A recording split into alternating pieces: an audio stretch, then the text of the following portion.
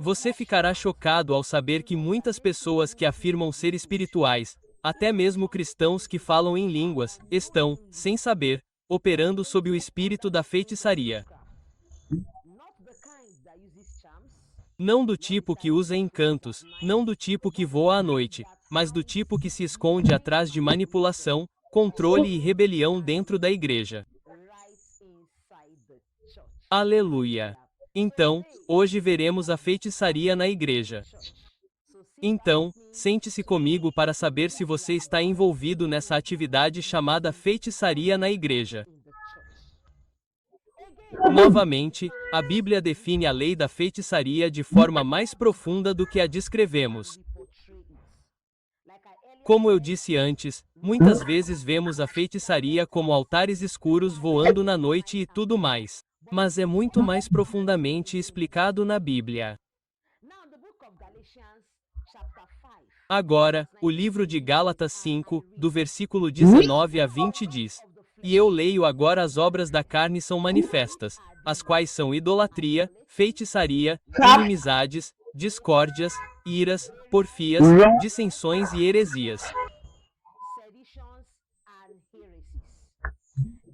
Você notou que a bruxaria é listada como uma obra da carne no livro de Gálatas, capítulo 5, versículos 19 a 20? Isso significa que nem sempre requer demônios ou encantamentos. Ela pode fluir da nossa natureza humana. Sim, da nossa própria natureza humana. Quando sua natureza humana não está entregue a quem? Ao Espírito Santo. Agora, o que é bruxaria? Bruxaria é simplesmente a tentativa de usar poder, influência ou espiritualidade. Sim. Para controlar os outros ou realizar sua vontade em vez da vontade de Deus. Agora, você coloca sua vontade na frente. Sua vontade se torna sua realização de alto nível em vez da vontade de Deus. E você tenta influenciar os outros a aceitarem essa sua falsa vontade. Agora, eu sei que alguém vai se perguntar: como a bruxaria entra na igreja? Por que a igreja é um lugar que deveria ser sagrado? Agora, povo de Deus, muitas igrejas hoje estão cheias de manipulações emocionais e espirituais, não da direção do Espírito Santo. Agora, vamos ver alguns exemplos. Manipulação por meio de profecias.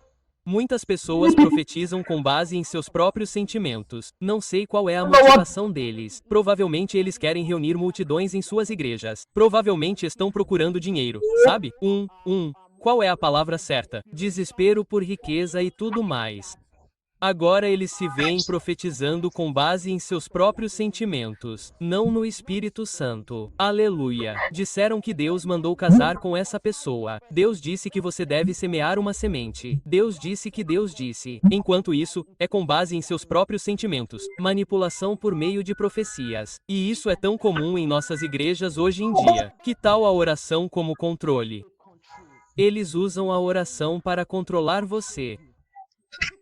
Então, povo de Deus, se devemos ser verdadeiros conosco mesmos, há momentos em que fazemos orações de bruxaria sem saber, pedindo a Deus para forçar alguém a agir do jeito que queremos. Aleluia! Não a vontade de Deus. Esquecendo que não é a nossa vontade, mas a vontade de Deus que nos convence. Aleluia! Então, isso é simplesmente uma oração usada como controle e é bruxaria compelindo Deus. Você pode imaginar sem medo que estamos obrigando Deus a fazer o que queremos, não a vontade dele nos constrangendo.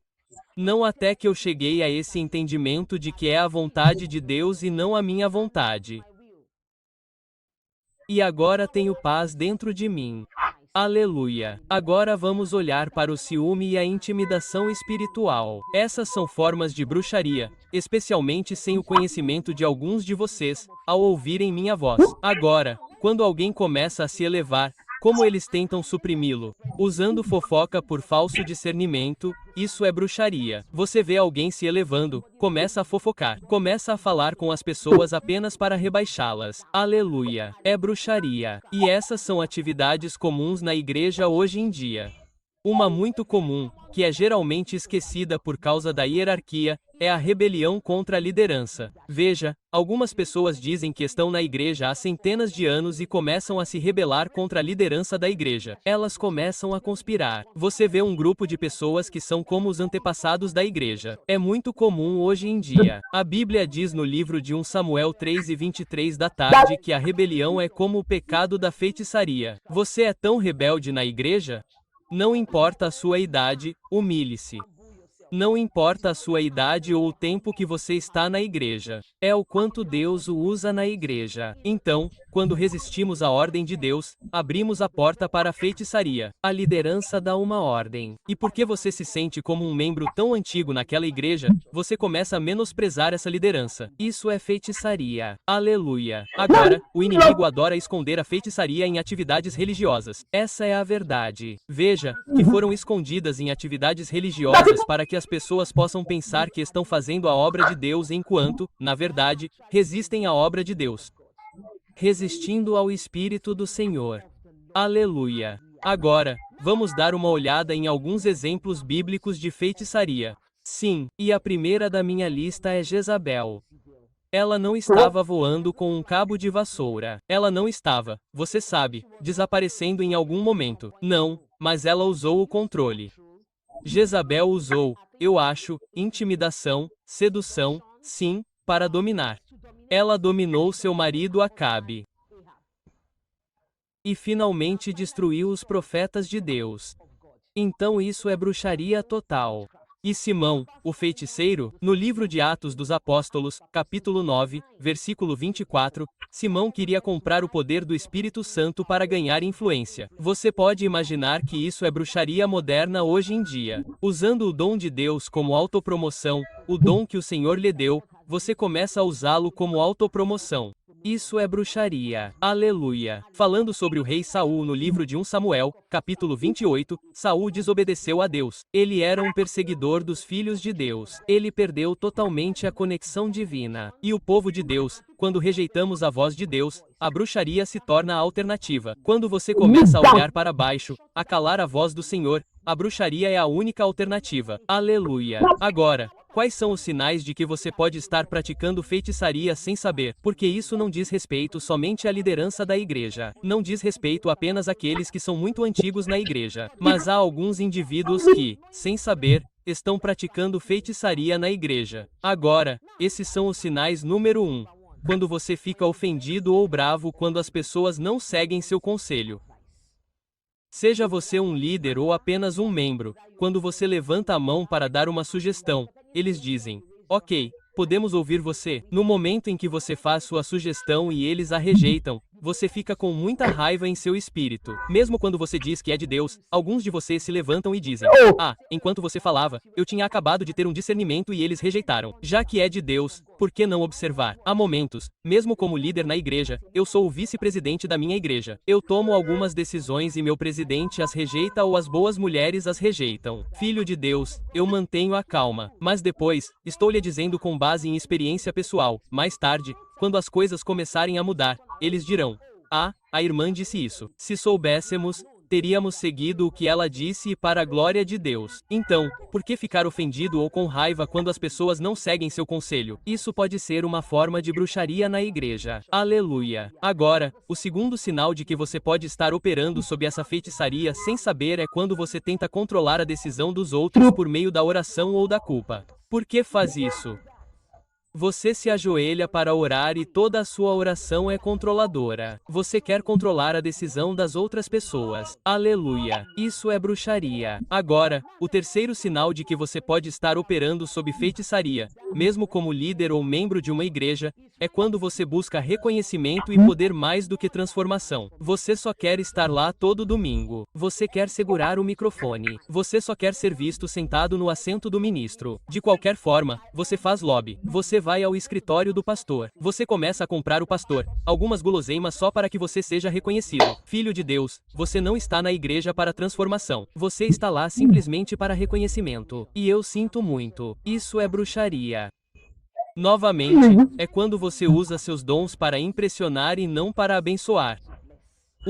Você está simplesmente entretendo. Quando você está lá para impressionar as pessoas, você está simplesmente entretendo. Você não está tocando vidas.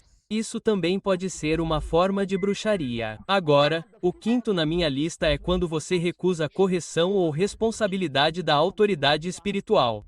Ninguém é perfeito. Todos nós estamos trabalhando em direção à perfeição. Há momentos em que cometi meus erros e sou responsável por isso. Um simples pedido de desculpas e você sabe que a vida continua. Então, por que você está recusando essa correção? Mesmo como pastor, há pessoas na igreja que você sabe que não estão acima da correção. Quando você está naquele poço, há algumas coisas que você pode dizer e não é tão bom. Sua esposa provavelmente pode entrar em contato com você à noite. Oh, querido, havia uma palavra que você disse. O H. Não é, e você começa a gritar, e é assim que o Senhor me mandou falar. Foi assim que eu ouvi. Olá. Mesmo como pastor, você não fica de fora. Você pode ser um pastor, mas está operando essa feitiçaria sem saber. Aleluia.